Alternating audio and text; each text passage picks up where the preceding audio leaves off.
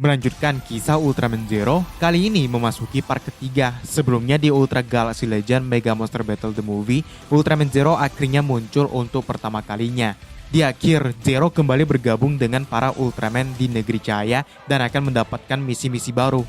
Lanjutan untuk film sebelumnya berjudul Ultra Galaxy Legend Gaiden Ultraman Zero vs Dark Corps Zero, di mana Zero akan berhadapan dengan robot berbentuk mirip dengannya dan juga para Ultra Kyodai. Namun di saat kesulitan, dia akan mendapatkan bantuan dari gurunya yaitu Ultraman Leo. Tak hanya itu, Ray dan Gomora juga akan kembali dan mendapatkan peran yang cukup penting. Baru nanti akan berlanjut ke film selanjutnya yang berjudul Ultraman Zero The Revenge of Belial, di mana Ultraman Belial yang sebelumnya dikalahkan akan kembali lagi sebagai Kaisar Belial dan menuntut balas dendamnya. Set story ini memiliki dua stage, yang pertama berjudul Cosmic Collision dan yang kedua adalah Zero Suicide Zone. Di sebuah planet misterius, tampak Ultraman Zero yang sedang duduk sendiri dihampiri keempat Ultra Kyodai yang memiliki penampilan seperti seorang robot, serta ada sebuah tower yang memancarkan energi misterius. Kemungkinan itulah yang sedang diselidiki oleh Zero. Zero kemudian merubah ukurannya ke bentuk normal dan bersiap melawan mereka semua. Sementara itu di atas, tampak Pendragon sedang dikejar oleh Ultra Seven yang akhirnya menjatuhkan pesawat mereka. Melihat itu, Zero tidak bisa menolong karena dia sendiri sedang disibukkan dengan para Ultra Kyodai yang langsung menyerangnya.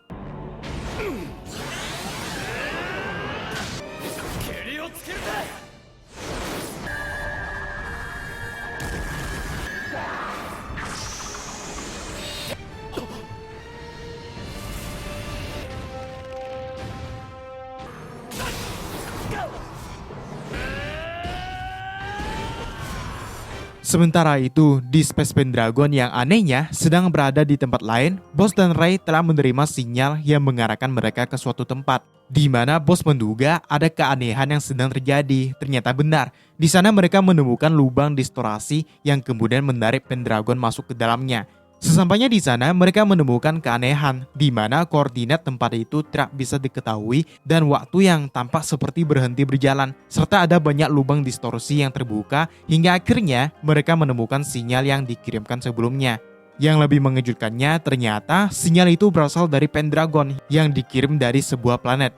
Bagaimana bisa? Karena mereka sendiri sedang berada di dalam Pendragon. Untuk menyelidiki keanehan ini, Ray dan Boss akhirnya memutuskan untuk datang ke tempat tersebut. Di sana, Boss dan Ray tiba-tiba menemukan beberapa Ultraman yang saling kejar-kejaran hingga ada dua tangan robotik yang mengincar mereka. Pendragon berusaha menghindar hingga tiba-tiba ada bantuan misil yang ditembakkan pada tangan itu sehingga Ray dan Boss bisa selamat.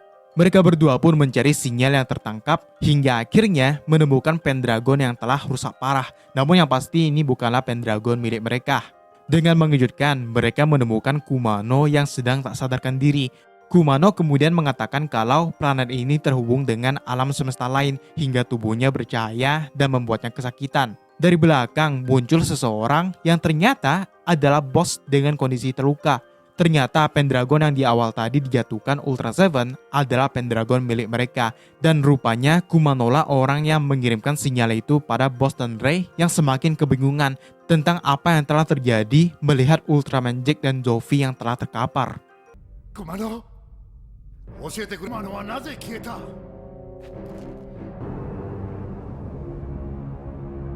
Mereka kemudian menemukan sebuah tower yang memancarkan energi. Boss dari universe lain akhirnya menjelaskan bahwa tempat itu adalah sebuah pusat yang melakukan eksperimen dan menjadi penyebab terjadinya distorsi. Karena itu jugalah Haruna, Oki, dan Kumano lenyap entah kemana dan kemungkinan mereka juga akan mengalami hal yang sama.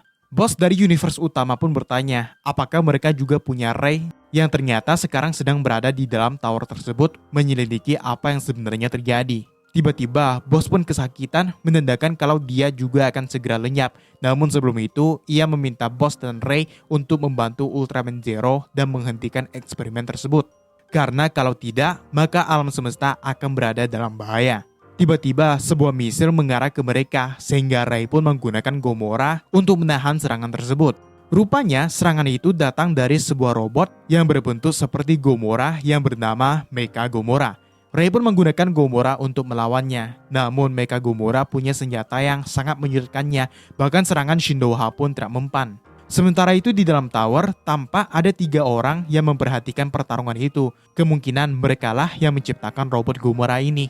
Gomora tampak begitu kesulitan dan bahkan akan segera dihabisi. Namun tiba-tiba bantuan pun datang. Ultraman Zero akhirnya turun dan akan melawan Mecha Gomora. Sedangkan Ray segera menarik kembali Gomora yang sedang terluka.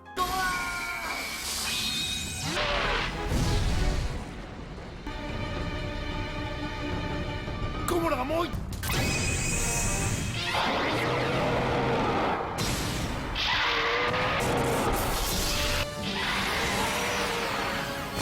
ゴモラのデータをもとに我々が作り上げウル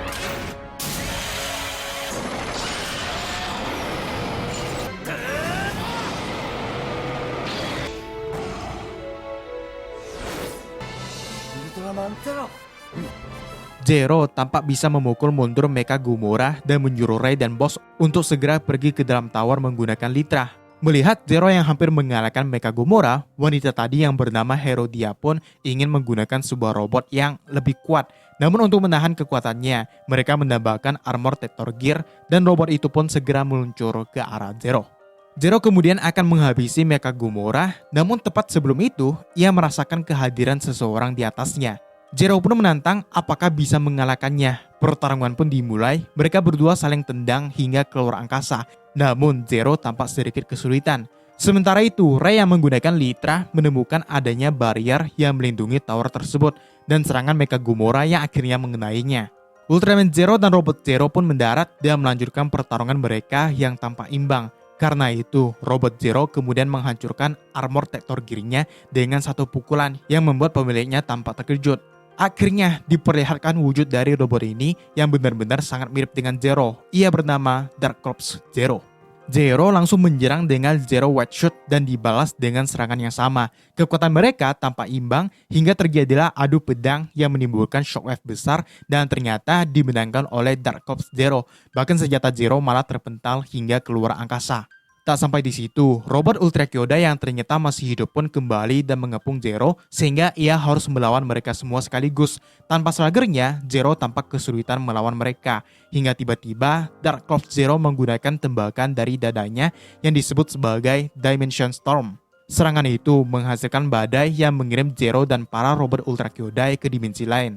Melihat kekuatan Dark Corps Zero yang begitu besar, Herodia merasa sangat puas. Sementara Boss tidak bisa berbuat apa-apa karena Ray juga telah hilang dan Zero kini telah tersedot ke dimensi lain.